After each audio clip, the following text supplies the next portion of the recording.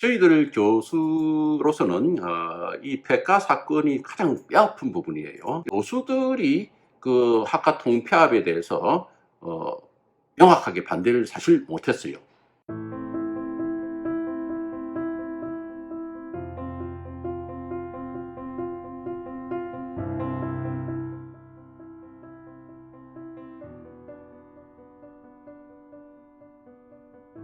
경승대학 국어국문학과 나찬영 교수입니다.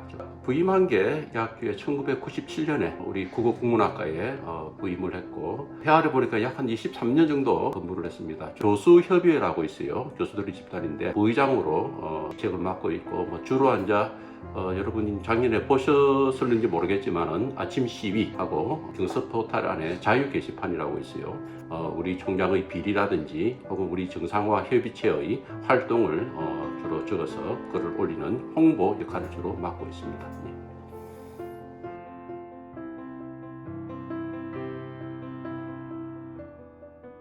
예, 맨 처음에 김대성 총장 시절부터 이야기를 좀 풀어가야 되겠습니다. 제가 경험한 건 아까 말씀드린 대로 97년 3월에 제가 왔습니다. 총장님이 이제 고 김대성 총장님입니다. 이분은 이 학교의 원설립자가 김길창 목사님이라고 계세요. 그분의 손자가 됩니다. 또 김대성 총장은 1993년에 우리 학교 총장에 취임을 해서 그 이후로 한 2011년 8월까지 경승대학 총장과 중간에 또 한 번 이사장을 맡으신 적도 있습니다. 제가 경험한 첫 번째 총장님이었습니다. 그래서 이 김대성 총장님은 사실상은 두 가지 역할입니다. 한 가지는 행정가로서 총장의 역할도 있고, 또 실질적으로는 한성재단의 실소유주죠. 권한으로 봐서는 막강하죠. 이분의 특징이 뭐냐면, 그런 막강한 권한을 쥐고 있어도 교직원에 대해서 함부로 하는 일은 한 번도 없습니다. 특히 그 당시에 우리 학교에서 가장 큰 장점이 교원 인사가 아주 공정했다는 겁니다. 특히 우리 학교 신임 교수 선발 과정에서 제가 아는 한은 김대성 총장님은 한 번도 부정이라든지 자기가 좋아하는 특정한 인물을 학교에 넣는다든지 그런 일은 한 번도 없습니다. 이분이 보직 교수를 임명할 때도 아주 공정하게, 특히 이제 보직 교수가 주로 2년을 딱 하게 되어 있습니다. 2년을 마치고 다시 평교수로 돌아가니까 항상 보직을 마치신 분들이 어떤 자세로 이러냐면, 잠시 내가 보직을 할 뿐이고 다시 교육 현장으로 돌아가서 교육 활동에 힘을 쓴다 하는 이런 기본 마인드를 보직 교수들이 가지고 있었습니다. 그 다음에 이제 우리 김대성 총장님은 늘 교수협의회하고 학교의 주요 현안을 의논을 하기도 하고, 그다음에 우리가 직원들 노동조합도 있습니다. 그래서 그런 간부들하고 학교의 여러 가지 중요 정책에 대해서 의논을 쭉 해왔던, 지금 생각하면 대단히 훌륭하신 분이죠. 그런데 그분이 이제 2010년에 갑작스럽게 큰 병을 앓아 있었습니다. 쓰러졌었어요. 그래서 대학 경영에 나서지 못하고 총장의 직책은 가지고 있었습니다만은 부총장을 따로 임명을 해서 실질적으로 부총장님이 학교 운영을 하던 차에 학교가 큰 문제가 하나 생겼죠. 2011년에 8월 달에 교육부에서 대학 평가를 합니다. 그때 이명박 정권인데 우리 학교가 재정 지원 제한 대학에 처음으로 걸려버린 거예요. 그래서 그 당시에 인식은 정부 재정을 투입하지 않는다, 경승대학이 투입하지 않는다, 이런 취지였는데, 한간에서 뭐로 생각하느냐 하면 부실대학, 경승대학 부실대학 선정 소문이 잘못 나가버린 거죠. 그리고 첫 번째 평가가 되다 보니 크게 보도가 됐습니다. 그 다음에 김대성 총장님 조차도 병환에 드셔가지고, 그래서 2011년 9월에 미국에서 송승원 씨를 경승대학 총장으로 급히 임명을 하게 된 겁니다. 교직원들은 그 사안도 잘 모르고 있었죠. 김대성 총장이 병환에 드신 것만 알았지.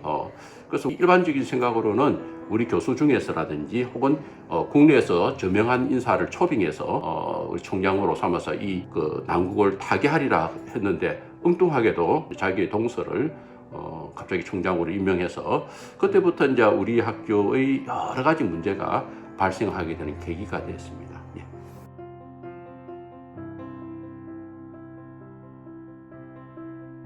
초기 1년 동안 우리 구성원들의 일반적인 생각과 다른 모습을 보여줬어요. 특히 발단이 된 게 뭐냐면은, 아까 산학협력 교수 32명을 자기 동문들, 특히 동기죠, 그분은 이제 무더기 이제 선발을 해버렸고, 자, 이분이 또 무슨 잘못을 총장님이 했느냐 하면 KNN이라고 지금 방송국 있죠. 그 방송국에서 이제 그 문제에 대해서 인터뷰를 했어요. 근데 뭐라고 말씀하셨냐면, 뭐 이래 급하다 보니 자기 아는 사람을 아름아름으로 채용했다라고 지금도 지금 유튜브에 그 동영상이 떠다닙니다. 아름아름이란 말이 우리가 사사로이 이런 뜻이에요. 사적으로. 그 동영상을 그 당시 저도 보고 깜짝 놀랐습니다. 기자 앞에서 저렇게 당당하게 할 수가 있는가 깜짝 놀란 거죠. 저 개인으로 창피하기도 하고 학교 앞날이 걱정되기도 하고, 자, 그런 생각이 이제 평배한 가운데에서 그 당시에 그 교수협의회 의장님이 그 약대 박민수 의장님이었어요. 2013년 12월 27일입니다. 그죠? 박민수 교협의장을 중심으로 교협에서 총회를 열었습니다. 탄핵을 한 겁니다. 올바른 방향으로 나아가지 못해서 탄핵을 했습니다. 결과가 총 재적 인원의 72.5%가 탄핵에 찬성했고, 투표한 사람을 기준으로 할 때는 85.6%의 교수들이 탄핵에 찬성을 한 겁니다. 우리 학교 학칙상으로 송수근 총장이 탄핵을 당하게 되면 학칙에 그렇게 되어 있었거든요. 자, 그런데 이제 문제는 뭐냐면, 이제 이게 뭐 자기 송수근 총장이 그걸 받아들이지 않았죠. 그래서 이제 소송을 걸은 겁니다. 재판에 소송을 걸었는데, 불행히도 사립학교 법상으로는 총장의 선임과 해임은 이사회에서 결정하도록 되어 있어요. 학칙에는 교수들이 탄핵을 하면은 총장이 무효가 된다. 학칙은 있지만은.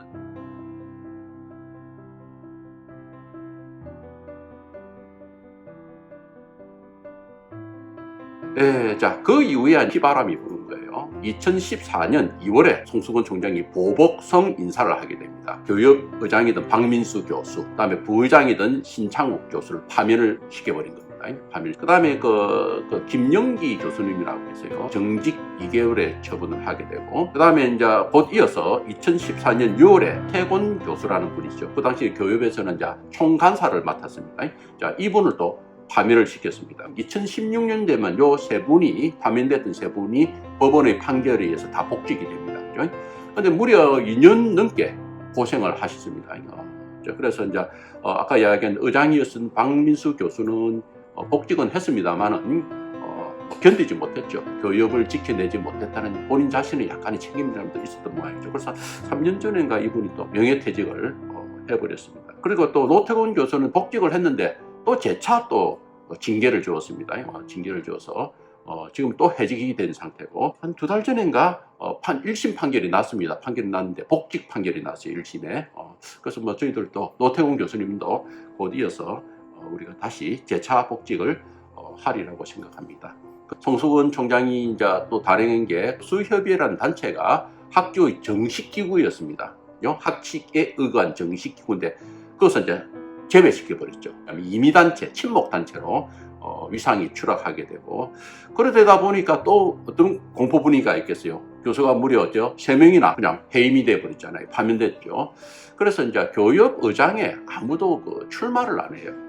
그러다 보니까 이제 교협의 수뇌부가 없는 상태고, 학칙기구도 안 되고, 그 시기부터 이제 이른바 경성대학교는 이제 암흑의 시기로 넘어가게 됩니다. 그 시절에 송수근 총장이 2012년부터 2018년까지 교직원에 대한 징계를 무려 182건의 징계를 했습니다. 물론 그 안에는 경고장 발부도 있고 약한 것도 있고 강한 것도 있습니다. 김대성 총장 시절에는 3년 안에 그 4건인가 밖에 되지 않았거든요. 2012년부터 해서 2018년 말까지는 경성대학 상원은 어떤 생각이다? 공포정치입니다. 총장이 무엇이든지 할 수가 있고, 그 다음에 총장의 뜻에 어긋나거나 총장에 반대하는 의견을 개진을 하게 되면 가차없이 징계를 주고 심하면 파면까지 당하게 되는 공포감이 경성대학을 지배한 그런 상태라고 할 수가 있겠습니다. 예.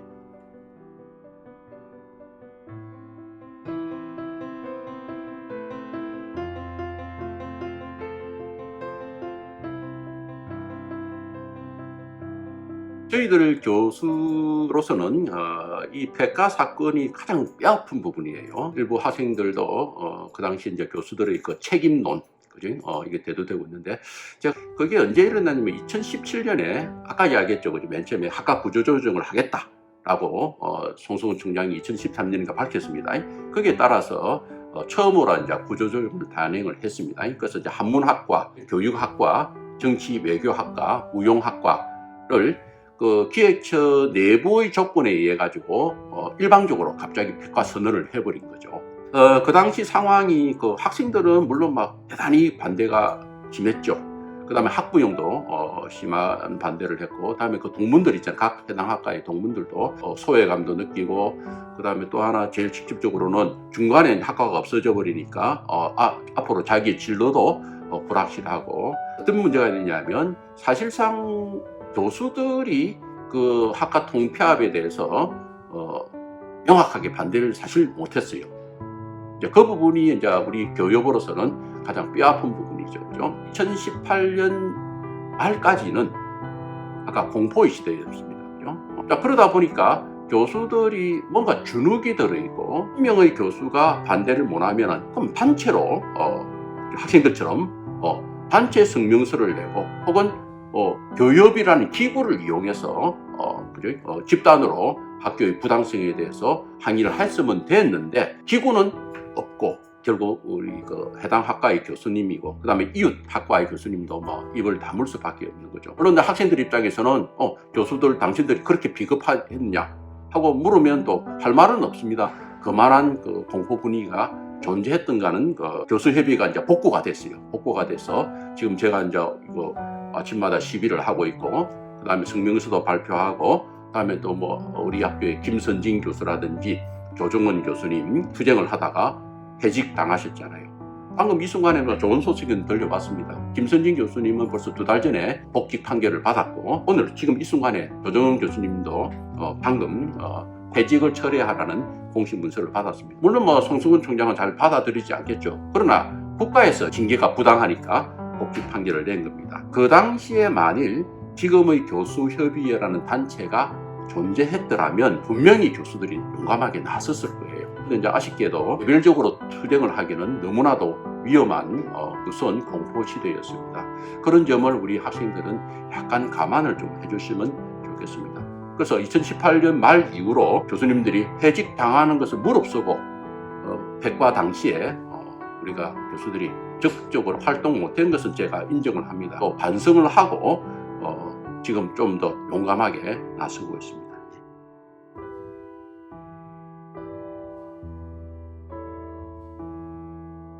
2017년부터 2018년 말까지가 송수근 총장의 독재 시기의 가장 하이라이트 시기예요. 그래서 2017년에 그 중앙도서관에 근무하던 김동윤 직원이 있습니다.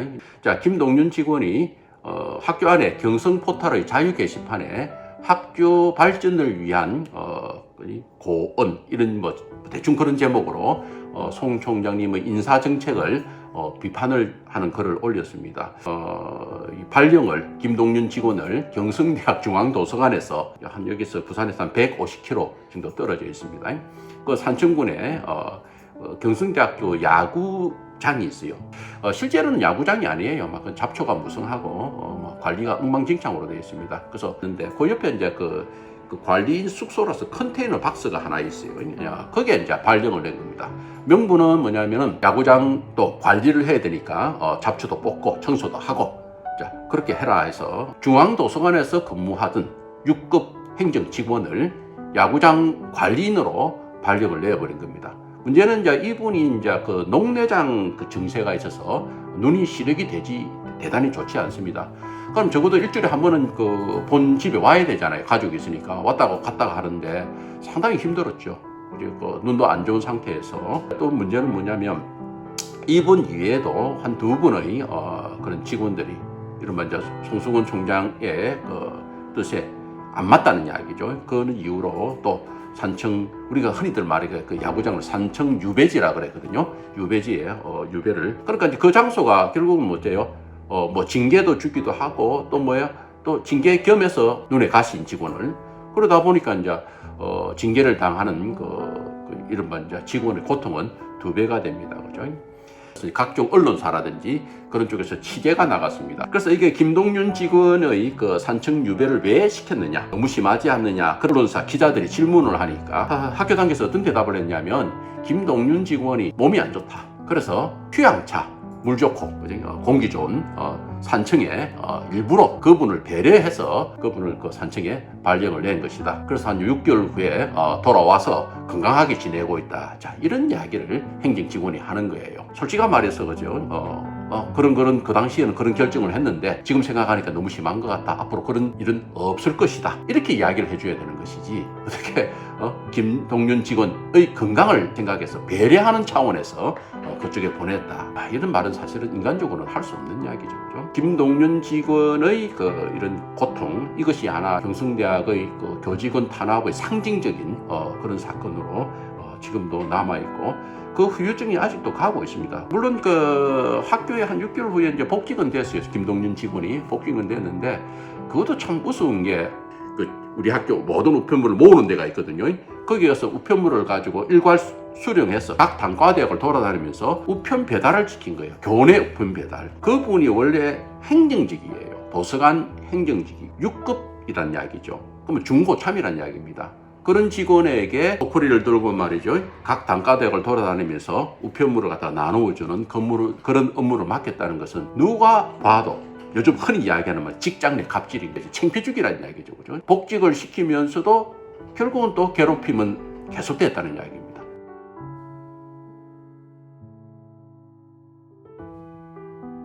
송수근 총장의 독재 체제가 이제 확고하게 굳어져 버렸습니다. 자, 그러다 보니까 이제 어떤 현상이 생기느냐면 이 구성원들의 성격이 크게 둘로 나눠지게 된 거예요. 한쪽 계층은 송수근 총장을 추종하는 계층이 한 층이 생겼고 또 한쪽은 어떤 경우는 송수근에 대해 직접적인 반기는 못 들더라도 총장의 그런 체제를 싫어하고 마음속으로 저항하고자 하는 그런 식으로 교직원이 이제 쭉 나뉘게 되는 겁니다. 자, 그러면 이제 지배 계층, 이른바 송수근 추종 계층이 어떤 사람이냐면 물론 송수근 본인이 직접 개입되어 있고 그 다음에 이제 부총장 3명, 상무부총장, 기획부총장, 대외협력부총장인가, 산학협력 대외협력의 부총장 3분이 있고, 처장들, 그 다음에 학장들, 고위층의 보직 교수들이에요. 송수근 체제에서는 어떻게 됐냐면 전부 다 보직을 장기적으로 한다는 이야기. 가장 심한 분이 거의 8년 반이죠. 송수근 지인과 더불어서 보직을 해서 아직까지 하고 있는 사람도 서너 분이 돼요. 이제 보직을 하는 교수 입장에서는 내가 평기수 될 일이 없다. 이 총장님 체제 하에서는 나는 영원히 보직 교수야. 그런 생각을 가지고 있죠. 그러면 이제 교수의 신분이라기보다는 관리직의 신분으로 바뀌면서 평교수들을 보고 항상 어때요? 지시하고 감독하고 그런 역할을 담당하게 돼요. 직원도 마찬가지입니다. 직원 가운데서 제일 높은 분이 행정지원처장도 있지만 팀장이라는 직책을 맡기게 되죠. 그분이 대략 우리 학교에 한 34분 정도가 돼요. 팀장 되는 것이 뭐예요? 1차적인 좀 고위직으로 올라가는 것이고 팀장들도 고착화되어 버립니다. 팀장이라는 것은 그거예요. 업무 분장이거든요. 그럼 원칙적으로 교대가 돼야 됩니다. 그래야 돼야 정상인데 그러니까 나이 어리더라도 송수근 총장한테 쉽게 말해서 능력은 송수근 총장으로부터 인정받으면 팀장이 되어버리죠. 그런 현상도 일어나고 있습니다. 그러니까 이제 우리 경성대학의 교직원이 크게 한쪽은 좀 안 좋은 지배 계층이 돼, 또 한쪽은 피지배 계층이 돼 있다. 이게 자꾸 교대가 되면 지배 계층, 피지배 계층 그런 개념이 없겠죠, 그죠? 근데 이게 안 그렇다는 얘기죠. 보직 교수라는 분이 20여 명 돼요. 팀장이라는 분이 한 34명 정도 되거든요. 크게 잡아서 한 60명 정도라고 보면 돼요. 자, 이분들이 이제 권력층이 돼버려요. 보통 사람은 어느 정도 되느냐 하면 교원이 한 730명 가는데요. 가르치는 사람이 730명. 그 다음에 이제 평직원이 한 160명 가는데요. 그러면 합친 숫자가 한 900명 정도가 이른바 피지배 계층으로 되어 있다는 이야기죠. 근데 일반적으로 생각하면 어떻게 그렇게 지배 계층, 피지배 계층 그렇게 나눌 수 있겠느냐라고 말씀하실지 모르겠지만은 실제 저희들이 느끼는 거는 그래요. 보직 교수는 7, 8년 계속 보직 교수하고 팀장은 계속 팀장하고 그러다 보니까 보직을 우리가 가지겠다는 그런 건 아니에요. 다만 교수는 교수이기 때문에 해야 된다? 순환이 돼야 되죠. 그러면 그 보직 교수도 2년 후에서는 나도 평교수가 되기 때문에 옆에 있는 동료 교수를 탄압하거나 동료 교수를 억압하거나 못하죠. 당연히 못하죠. 그 시절이 김대성 총장님의 인사정책이었어요. 구성 간에 서로 대립하게 되고 반목을 하게 되고 물론 이게 언젠가는 해결되겠죠. 그죠? 정상화가 되면 해소가 되겠지만 지금은 학교 운영이 어려울 정도까지 두 세력이 송수근 총장의 잘못된 정책 때문에 불협화음을 이루고 있다는 것은 분명한 사실입니다.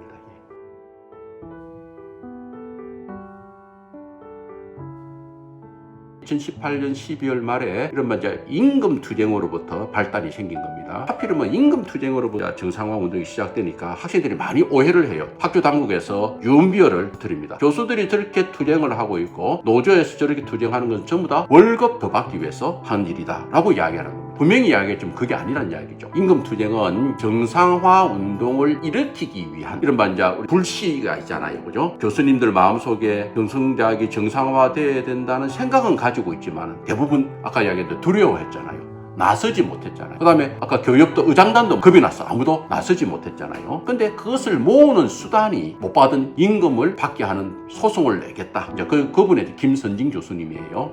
이제 거기서 이제 발단이 돼서 사람들이 거기서 모이게 된 거예요. 교수들이 처음으로. 그 당시에 12월 27일인가 정확하게는 기억이 안 나는데 하여튼 최초로 2, 3년 만에 많은 교수들이 모여가지고 학교 문제는 이제 의논을 하기 시작합니다. 임금도 임금이지만 과연 경성대학이 계속 이런 식으로 통수권 체제로 잘못된 제도로 계속 나가야 될 것이냐. 그래서 사람들이 모여서 의논하게 돼서 결론을 얻은 게 뭐냐. 임금 투쟁이 문제가 아니고 뭔가 구심점을 마련해야 된다. 그러면 이 교역부터 체제를 정비해서 정상화시키자라고 이제 의견이 모아지게 됩니다. 7, 8년 만에 의장단이 결성이 돼 드디어 정상적인 교협이 만들어지게 되고 그 다음에 이제 그 5월 달에 협의체를 결성을 했습니다. 그러니까 이제 교수만 막 나서가지고 그죠? 한 데에서 큰 효과는 없잖아요. 그래서 직원 노동조합 교협 대표, 민주화를 위한 교수협의회 총동창회, 퇴직교수 협의회, 민주동문회 회원들도 모이고 한 5월 10일인가 그랬을 거예요. 그분들이 모여서 이제 큰 단체를 만드는데 그 이름이 경성대 정상화를 위한 협의체. 그 뒤에 이제 뭐 나중에 우리 그 학생 협의체도 거기에 가입을 하게 됐습니다. 시위들이 전부 다 어떻게 했느냐, 아까 그 협의체에서 주관해서 시위를 한 겁니다. 그죠? 다음에 이제 1인 시위가 작년 그 5월 29일부터 시작돼서 지금까지 이제 계속되고 있습니다. 그죠? 오늘도 뭐 시위하다가 시위복이잖아요. 이거 바로 올라왔습니다. 그 여러 가지 이제 활동도 하고 있습니다. 근데 작년에 비해서는 정말 올해는 확연하게 달라졌습니다. 거의 대부분 재판이나 고소 고발건에 대해서 우리 쪽이 이기고 있습니다. 교육부에서 징계 절차가 부당하니까 복직을 시켜라는 판결이 내려졌죠. 그리고 다행히 이제 조정훈 교수는 방금 이 순간에 복직 판결이 났다는 소식이 들려졌습니다. 그 다음에 김동기 그 이사장 이른바 이제 횡령 사건이 있어요. 김동기 이사장님은 임명을 안 받은 상태에서 이사장이 돼서 돈을 받은 거예요. 1년에 한 1억 8천 정도 수당까지 다 합해가지고 수당까지가 아니고 금액의 돈을 받은 겁니다. 사립학교법에 의할 것 같으면 상근 이사만 월급을 받을 수 있는 거예요. 근데 문제는 뭐냐면 2017년 12월 때 상근 이사로 임명이 받았는데도 불구하고 경성대학에 근무를 안 했다는 이야기죠. 상근을 하라고 지급을 했는데 다른 기업체에 가가지고 연구원으로 근무를 해버린 거예요.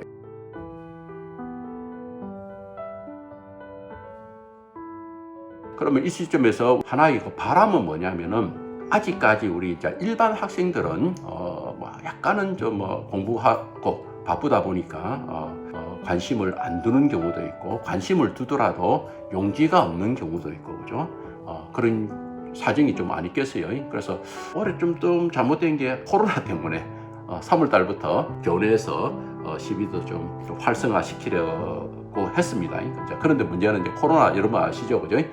여러 사람 모이면 안 되니까 일반 학생들이 참여하는 기회가 좀 적어지게 된 겁니다.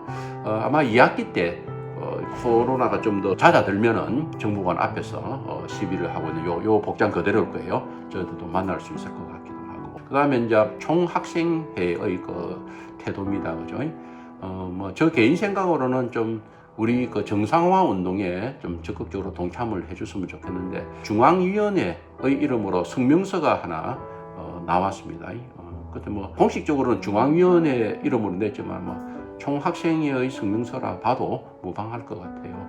그래서 대략 내용은 학교와 우리 교수협의회 양자를 좀 질타하는 내용이지만 그 내용을 꼼꼼히 읽어보면 우리 교수협의회 혹은 정상화 협의체에 대한 불신하고 학교 측에 좀 정당성을 더 두는 글을 쓰고 있습니다. 저희들로 봐서는 상당히 좀 아쉬운 측면입니다. 그러나 그들은 그렇게 주장하니까 어쩌겠습니까, 그죠? 그 대신에 일반 학생들이 좀 더 우리 일에 좀 관심을 좀 가져주시고 판단은 물론 여러분이 합니다. 판단은 여러분이 하지만은 이거 하나는 부탁을 드리고 싶습니다. 우리 경성대학이 정상화되고 민주화되어야만 여러분의 교육 활동도 보장을 받을 수가 있습니다. 코로나 때문에 뭐 등록금 반환이든 이런 이야기가 지금 막 나오고 있잖아요. 그런 운동도 사실은 학생회가 주동이 돼서 학생 여러분들 개개인의 권익을 위해서 열심히 뛰어야 됩니다. 근데 우리 학생회는 그런 일을 안 하고 있거든요. 결코 교수들만의 투쟁, 직원들만의 투쟁, 혹은 동문들만의 투쟁이어서는 우리가 성공을 거두지 못합니다. 그래서 9월 달에 새롭게 개학을 하게 되면 여러분들이 좀 더 용기를 내시었고 저희들을 좀 같이 저희들과 함께 정상화 운동, 민주화 운동에 동참을 해주시기를 제가 호소를 드리겠습니다. 자, 긴 시간 동안 여러분들에게 말씀을 드렸는데 들어주셔서 감사합니다. 네.